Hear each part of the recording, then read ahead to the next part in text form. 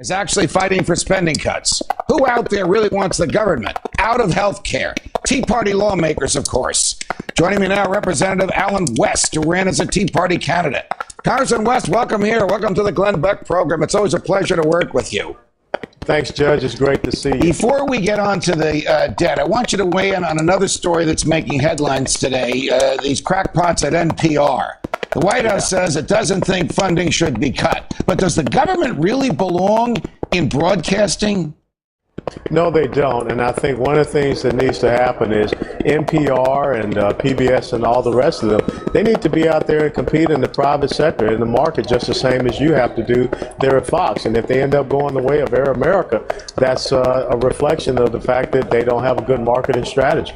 Can you guys keep the government from funding NPR and other entities like that? Or is the president going to insist on it? Is Republican leadership going to cave on it? Well, I can tell you that one of the things that I will push for as one of the writers that went with H.R. 1, that needs to stay there. No matter what we continue to propose as we go along with the funding of the government for the rest of FY11. And I think as long as we have those voices heard, the leadership will back us on that. All right. Last week, the House of Representatives passed a spending plan and sent it over to the Senate. Today, the Senate rejected a Republican spending plan and it rejected a Democratic spending plan. What happens next? Are we up for another one of these ridiculous continuing resolutions, a fancy phrase for you can fund the government for another 2 weeks, but no longer? Well, I think one of the things we have to do is to stand firm. When you look at the report that came out last week from the GAO, the 345-page report, that said there are $100 billion to $200 billion of duplicative programs up here in Washington, D.C. When you look at the exorbitant amounts that we're spending on foreign aid, when you look at this report that's going around about the State Department spending American taxpayer dollars to refurbish mosques in the Islamic world, we've got a serious problem with the spending up here in Washington, D.C. Perhaps the Senate Democrats, that they don't understand it, but we do over here in the House. All right, joining us now is your Republican colleague from the great state of Florida, Congressman Connie Mack. Congressman Mack, it's a pleasure. Welcome to the Glenn Beck program.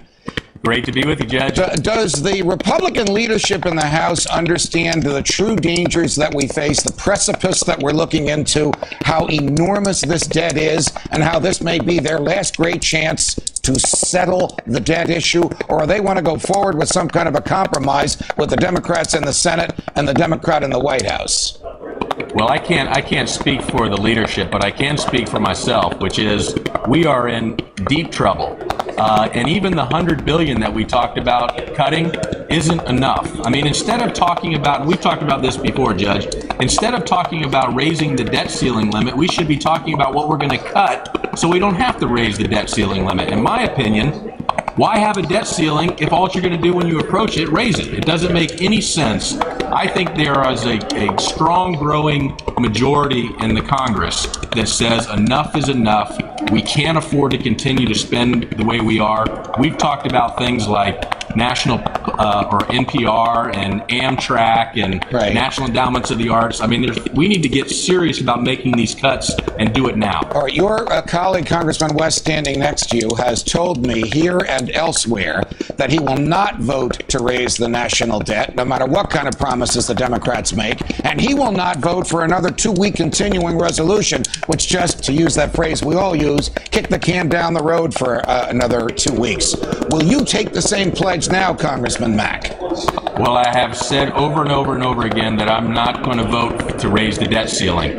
As far as moving forward on the CR, if we can continue to get savings, I understand the political side of this, and I'm willing to give my leadership a little bit of room with that. But at the end of the day, we need to get serious about these cuts. So if we go to another 2-week CR, but we get significant cuts in spending in return, that is something that I am interested in continuing to help support. Congressman West, is it time for the government to be shut down if the White House and Congress can't agree, in order to force the president's hand and compel him to do what we hired him to do, which is run the government within the confines of the Constitution and only with the money he collects from taxes and other fees?